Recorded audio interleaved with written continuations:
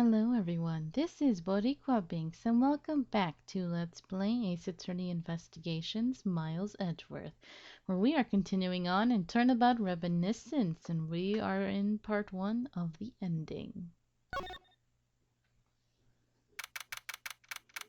Alright, September 10th, 5:45 p.m. District Court, Defendant Lobby number 1.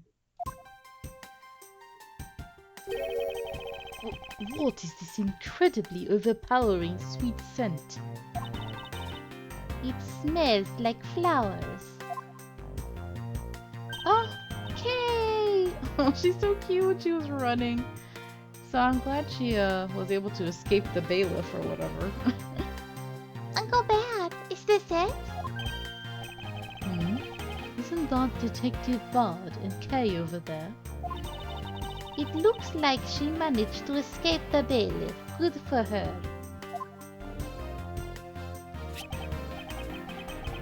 No, that's not quite it. Aw, too bad. But it's so pretty. I think you're still a bit too young to be wearing that. She called him Uncle Bad, right? That's so cute. But since you found it, I guess I can let you keep it. Thanks. I'll treasure it always. Those two seem to get along rather well. I had a feeling he was good with kids. Aww. He can be strict daddy and he can be sweet daddy. Oh, here. I've got something else for you. Aw. Yay! Thank you, Uncle Bad. Earlier, I ate one of these with gummy. Nom nom nom. She's a little num num like a squirrel. So cute. Gummy? Oh, you mean gumshoe. Gummy is... He was trying to be nice to me because I was gonna get in trouble. And then he got in trouble because he lied to protect me. Gummy. I know he didn't kill Daddy. Don't cry. Faraday would be sad if he saw you crying. Aww. Like my headcanon is like, I can't help it. I like wanna imagine it as like her daddy and her Uncle Bad and they're like, they love each other and they're raising her together and that's how it was. I'm sad now. Aw. I'm not crying. Kay. Oh, it's the mister from before. And the lady too. Don't you think it would be a good idea to go home for the time being? You're not involved in the investigation, so it's for the best if you do.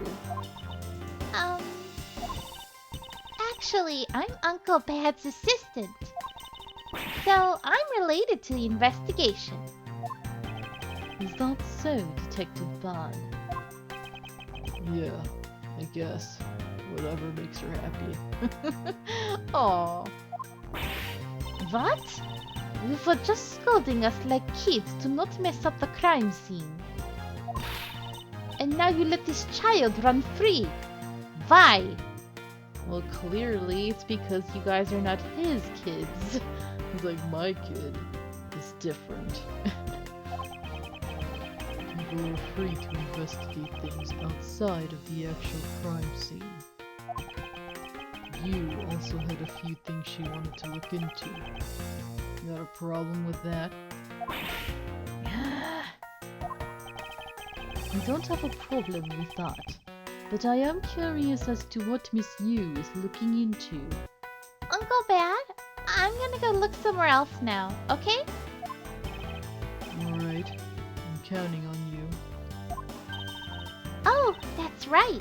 Hey, mister. Hmm? Yes, what is it? I know Gummy really isn't the bad guy. I mean it. So please, find the real bad guy, okay?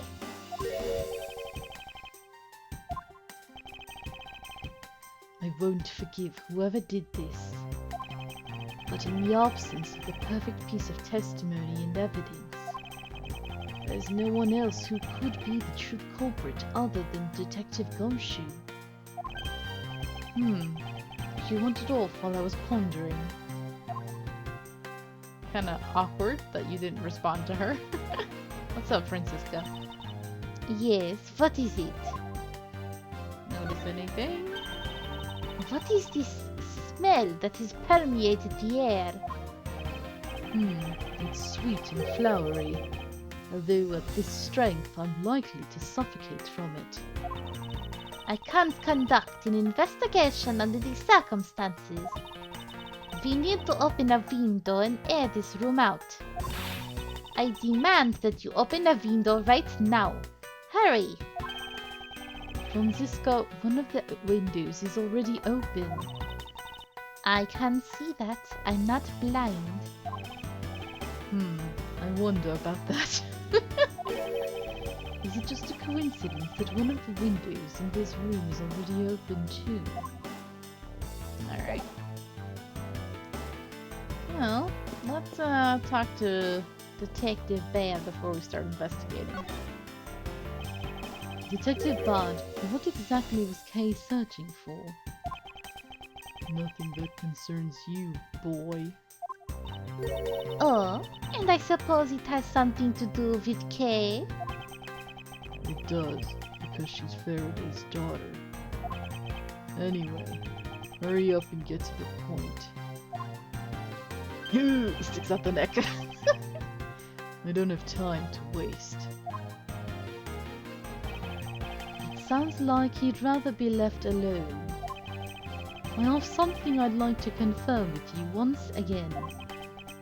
I don't have anything to say to you. Be that as it may, we still have questions that we need answers to. Now then, first of all, what is the overpowering smell that's permeating this room? Upon entering this room, I thought I was going to suffocate. It's that ultra-strong perfume you wears. She spilled some of it. Hard to picture her as a perfume type of lady, but oh well. I'm the type, I like some perfumes. Like, I'm more of a fan of like the fruity perfume or like the tropical smelling for perfume rather than flowery. I don't know. Or like the musky perfume. Like, my mom always wore like some kind of, I think it was called Jovan Musk. She wore that for years. So I'm like accustomed to that. But when it comes to perfume, I very rarely actually wear it myself. I prefer, you know, if the only good smelling stuff that you should smell if you're standing near me is like my hair product sometimes. And hopefully my deodorant's working. But other than that, I don't want to like douse myself in smell and scent, you know? It's just too strong. I was having a bad time of it myself. I didn't think twice and opened the window.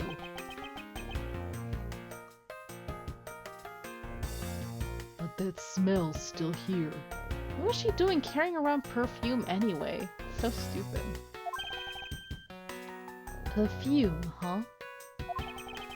So the sweet scent in the air is perfume. Well, it's giving off quite a stench. I bet it's some cheap no-name brand.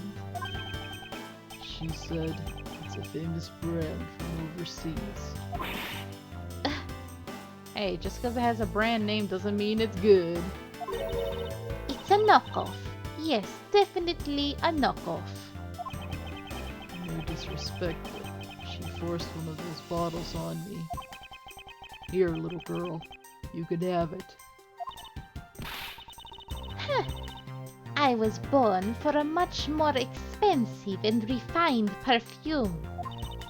However, seeing as how you just happen to have a spare, I suppose I'll take it. Honestly, why would she have a spare and why would she give him one? It's just weird. Miles Edgeworth, You will hold on to this battle without fail. Ugh. It's like whenever you're a protagonist in these games, you have to have like the deepest pockets or something because you're always having to carry around all this random stuff.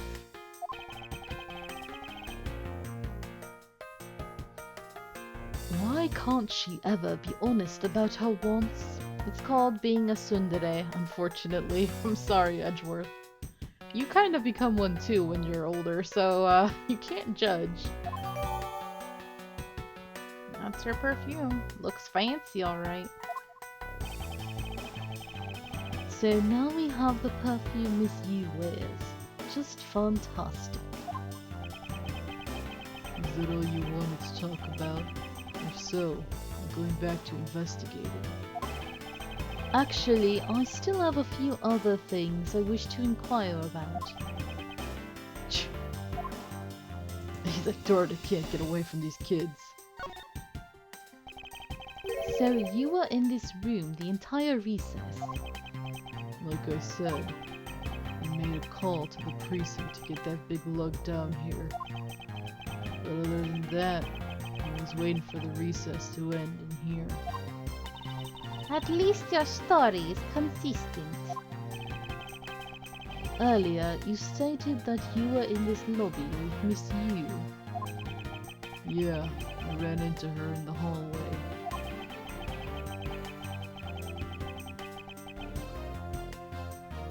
She said she wanted to talk to me about something, so we came in here. Then what you're saying is that until Detective Gumshoe's arrival, you and Miss Yu were in two different locations. Guess I am. Interesting. Speaking of that lawyer, she seems to have a great dislike for you. Ugh. Let's see, Miss Yu is the sister of the victim of the KG8 incident. And as I recall, Detective Bard was the lead detective on that case. I wonder if the reason for her disdain... Disdain? No, they spelled it wrong. It's supposed to be another D instead of a T. For her dye stain. Sorry. Isn't simply because you failed to guard Cece.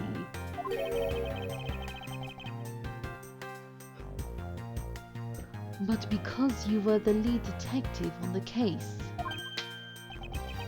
You knew? I also know that today's trial involving the Kudopian Embassy staff member is being referred to as the second KG8 incident. Now then, Detective, I believe it's time you were honest with me. And told me the truth behind your relationship with Miss Yu and Mr. Faraday. And the KG8 incident. If you already know that much, I guess it'd be alright to tell you. It was just funny how his eyes were bulging out like, Hoo!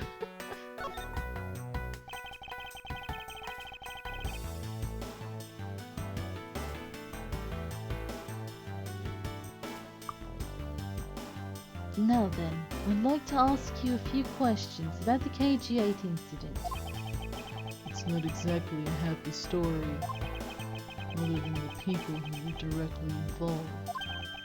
You too will be the first to hear what I'm about to tell.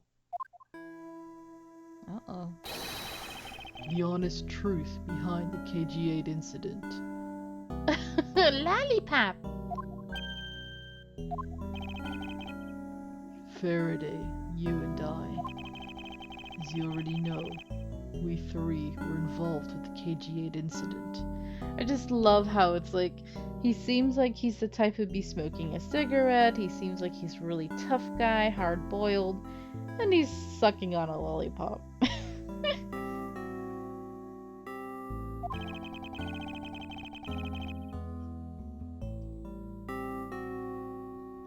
Faraday and I, we were originally on the trail of a smuggling ring.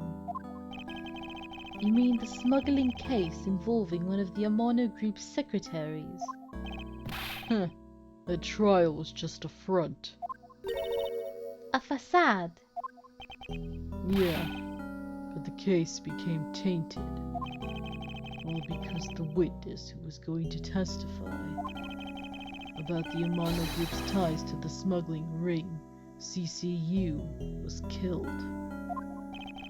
Then what became of the secretary who was arrested? His name was Colin Devore. Dun dun dun! Oliver Deacon? What you doing here, bruh? It's so interesting how it's all connected all these years later. To be honest, the guy didn't know a thing about the smuggling ring. But he confessed to knowing about it anyway. Devore was probably being intimidated by the big boss man. Just another scapegoat. Who we know is Mr. Amano. The boss man of the Amano Group. He can't seriously mean Mr. Ernest Amano. What I find strange that, I don't know if it's ever explained because I don't remember.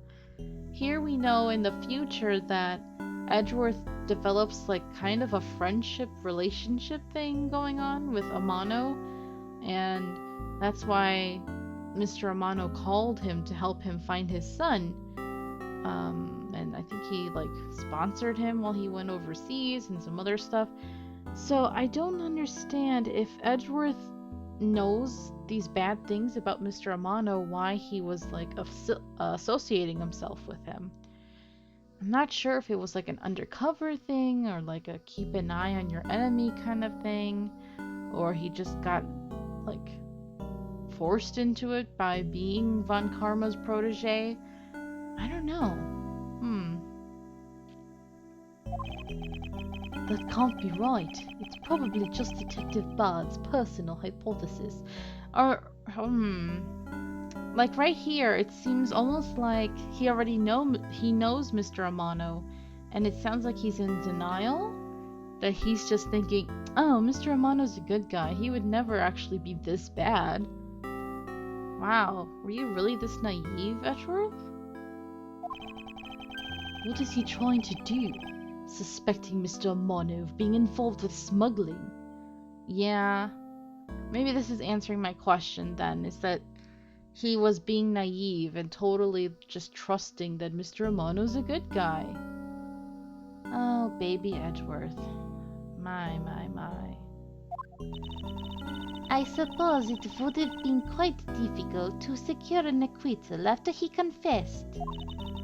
But the man who killed CCU, Manny Cochin, was a completely different person.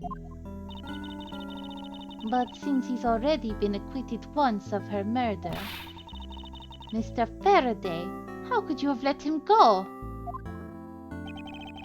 If I remember correctly, I heard that Mr. Faraday had an important piece of evidence stolen from him. That wasn't Faraday's fault. It was mine. I wasn't vigilant enough. Faraday, Cece, I was supposed to protect them both. Miss Yu did mention that as well. About how Detective Bard was supposed to guard her sister. But even I, who was supposed to protect them, I fell into their trap. What kind of a trap? The holes in this jacket were a testament to that trap. Holy crap. Get it? Holy. Ah. But wow. I'm surprised he survived all of that. His jacket's Swiss cheese, man. Even his tie. You mean you were fired upon? You were shot at that many times in one gunfight? No. Only about half of these are from that case. But the reason I continue to wear this jacket is to remind myself of the lessons I learned from the KG-8 incident. I see. We couldn't protect CCU, and the suspect was found not guilty. We had hit a brick wall as far as the law was concerned. And that's when she came to the courtroom, the victim's sister. That's when I first met Callisto Yu. Interesting. About when you first met Miss Yu. It was on the day the verdict of the KG-8 incident was handed down, was it not? Yes, Faraday and I. We apologized to her from the bottom of our hearts. It was all we could do, but just saying you're sorry won't bring my sister back, she said. And then she gave me a hard slap across the face. Well, apparently she likes to do that. But she slapped Cochin too, although he definitely deserved it. Well, she certainly had a lot of self-control to stop at just a slap. If it was me, not even 100 lashes would have been punishment enough. I suppose not. You said it herself, that she never wanted to see either of us ever again. But after that, you've seen her many times over, correct? Yeah, Faraday and I, even after the KG-8 incident had come to a close, we continued to hunt down the smuggling ring and got involved in a variety of cases. But it was no use.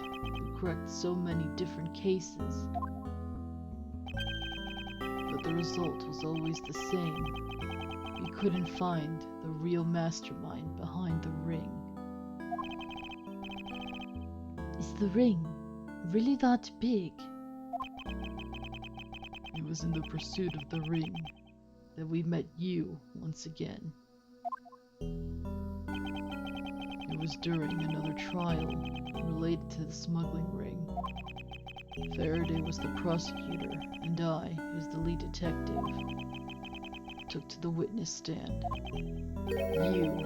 She appeared out of the blue as the defense attorney. Her client was related to the smuggling... Oh, this is Edgeworth, sorry. Her client was related to the smuggling ring, and she was defending them. Yeah. You was pursuing the ring as best she could as a lawyer. And it's true. It's kind of like with Phoenix, it's like... there's a way you can get closer to the truth as a lawyer than you can as a prosecutor. But it's kind of dangerous and kind of shady, you know? Because in the process, look at what Callisto's having to do. She's having to defend people who are bad. I think she defended Rel this time, for the same reason. Come to think of it, Miss Yu did say something to the same effect.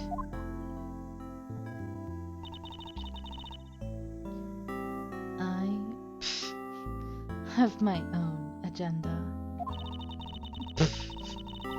I'm still on the hunt for leads regarding the KG-8 incident, alright? And for that you have not a single qualm about defending a known killer. Don't put words in my mouth. I said no such thing. The only way I had to get close to Mr. Rel was to be his lawyer. I had no intention of covering for him, ever. So don't you dare suggest I was going to. It doesn't matter what her reason is. Helping a criminal is just despicable. You're so naive, little girl. I could have stolen this lollipop from you. That's how Wait, he spelled lollipop like that? That's how naive you are. How dare you insult the daughter of a Von Karma? Just like us, you felt that she had hit the limit of what the law could do. That's all. The law is merely a tool. There is no limit to it, only the skill of the craftsman. That's what you say now, buddy. You too are still too young. But one day you'll know what I mean. It's very interesting seeing this clashing of ideals because you have someone who's been through it all, you know, someone who's jaded and tired after fighting and fighting and fighting the good fight. He's just at the point where he's like, I'm tired of fighting the right way, you know? And then you have Edgeworth who's fresh and new and he's still eager to be in that fight, but he doesn't realize just how difficult it is. I do like this very much. But enough sidetracking.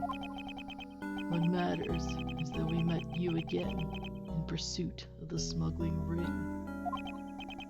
That's all. Okay.